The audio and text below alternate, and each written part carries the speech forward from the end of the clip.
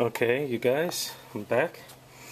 As you can see, I've taken my thin sheet of styrene. It's almost paper thin, very pliable, and cut out a piece that looks like the door and glued it on. I've glued it almost straight. It's actually tilted outward toward this outer window a little bit, so that way it can clear the housing of the hood, because I don't want it breaking off when I try to put it back on. Here's the piece that I cut out for the door. It was just way too thick, and it wouldn't look all that great.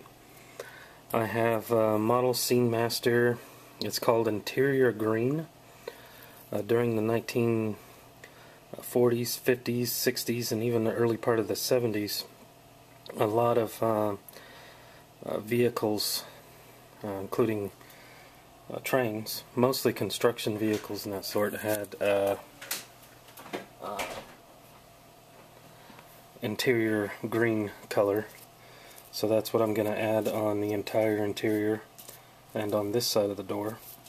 I'll glue the window glazing to the back side of the door, so when I put it on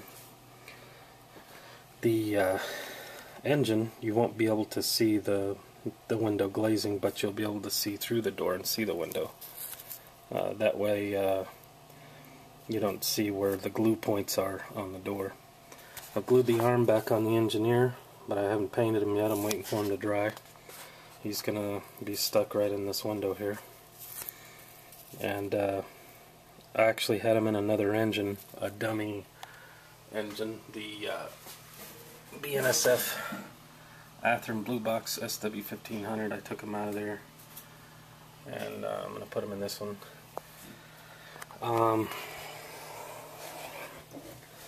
Well, so far that's what I have. Alright guys, here we are again. Well, I've hooked up the airbrush and masked the high hoods, or long hoods, and painted them.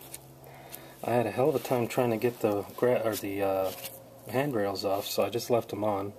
I can repaint those black.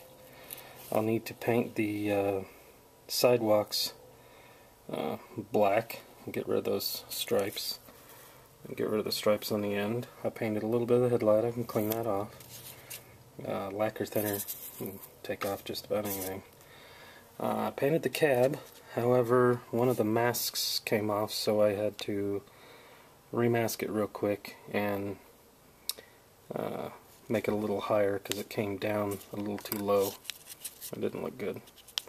But I will go ahead and rip the tape off and show it to you. Be very careful not to rip the door off. Well, that don't look good, but that can be fixed. My main problem was that the paint wasn't down far enough. Now I just painted this about 3 minutes ago, and I did the hand brush method with a little paintbrush, which is not a good idea because it ends up running up onto the rails like that. You can hang on a minute, I'll find my X-Acto knife and clean that up.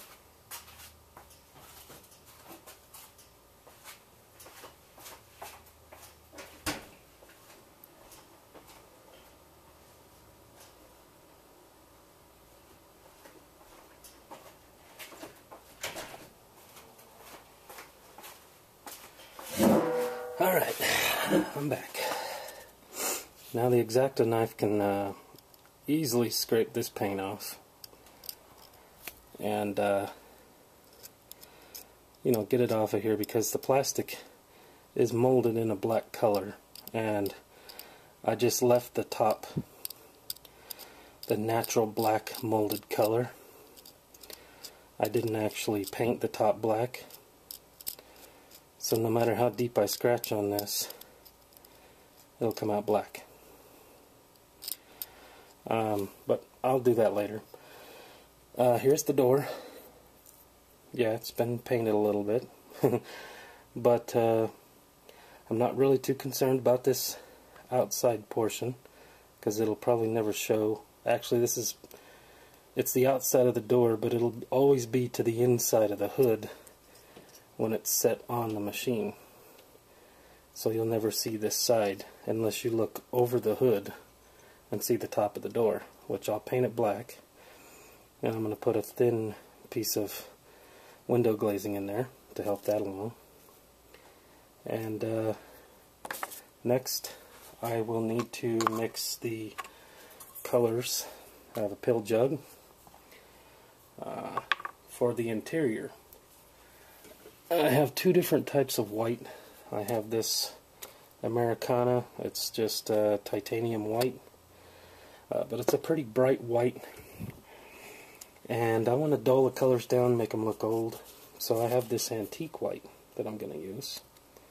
It's by Delta Ceramicoat. This is just a water-based paint that I picked up at a craft store. And I have Americana Sea Aqua Ocean. This is almost the color of the interior of older 50s, 40s, 50s, and 60s work equipment, but it's still a little bright, so I'm going to dull it down with the white. And then we'll come back and I'll show you how that looks. Alright, here we go. I mixed my interior green color.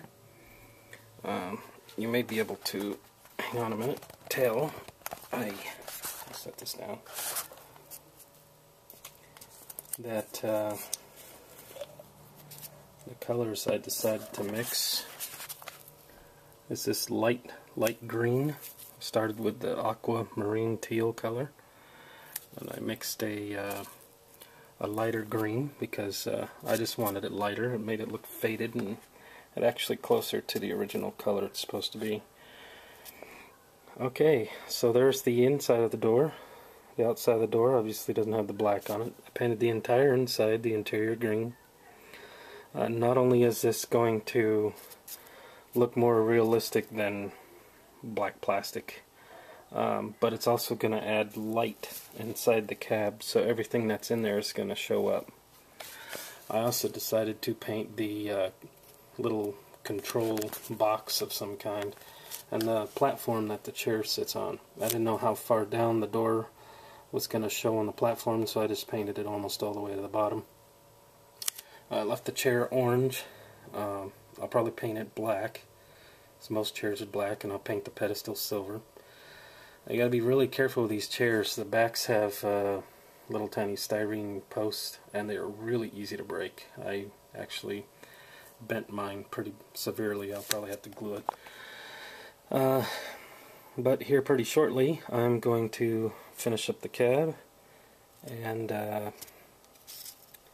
well, here's something I don't like. I don't like closed windows. So I'm going to take my X-Acto knife and I'm just going to cut this post off here and make it an open window. Not only does open windows look more realistic, but they also add that personal touch when non-model railroaders will come to look at your layout. They'll point out things like, oh, you need graffiti. That actually happened to me. I didn't have any graffiti. Oh my gosh, I can't have a modern layout with no graffiti. What the hell? So I put graffiti on my layout. Another person said, you don't have any people hanging out of your engine cabs. You know, it'd look really realistic if you could have that. So that's what I do now. This is not the driver's side. This is going to be the passenger side, or passenger side, excuse me. The conductor or brakeman would sit in here, and the engineer would be on the other side. But my layout that I'm planning is going to be a switching layout. It'll be a point-to-point for the HO scale one. For the N scale Milwaukee Road, it's going to be a loop with point-to-points and tons of switching. In industrial areas only, well, there'll be trees, but it's not going to be any wooded areas. Printed out photos of the prototype of engine number 990, and these are from railroadarchive.net. I do not own the rights to these photos, but the person who posted them, I can't remember who posted them, I'm sorry. I'll put a link in the description, or at least a shout out to the person who did post them on railroadarchive.net to avoid copyright infringement. But these are the photos I'm using to base my model off of, and how I have to make it a little different. As you can see in this photo, there is a bell added up there. This engine doesn't have it. And the bell is actually not in that photo. So I'm going to have to do a little bit of modification and research if I want to make this to an exact prototype. But I'm actually modeling, I think I'm going to make this the Seattle area, because I want to do Milwaukee Road, but I also want to make it on piers and make it go out over the bay. You know, it'd be pretty cool, and have rail marine operations. But I don't know why I like the Milwaukee Road so much. It's just cool. I like the orange and black, and they have some really cool looking freight cars. So while I'm working on this, I am collecting Spokane, Portland, and Seattle railway equipment, and also of course Milwaukee Road and such. And one thing that I came across was this Athearn ready to roll Spokane, Portland, and Seattle railway flat car with a boat. Really cool model. The boat doesn't have a whole lot of details. There's no motor props or, you know, interior details or anything, but I don't think I'm going to leave the boat on there. I'm actually going to weather the hell out of it and make it look really cool, put a whole bunch of details on it, put people in it, and actually put it in the bay. So this is going to be a really fun project, I believe, and I know how to do it, and I won't mess up with the wiring and the track again this time. I think I will do this one DCC. I have a couple extra boxes, and they're not great. They're not like the Digitrax set that I have, but I think they'll work out just fine. So, see you guys. Let me know what you think, and the next time you see this, it'll be near completed. See ya.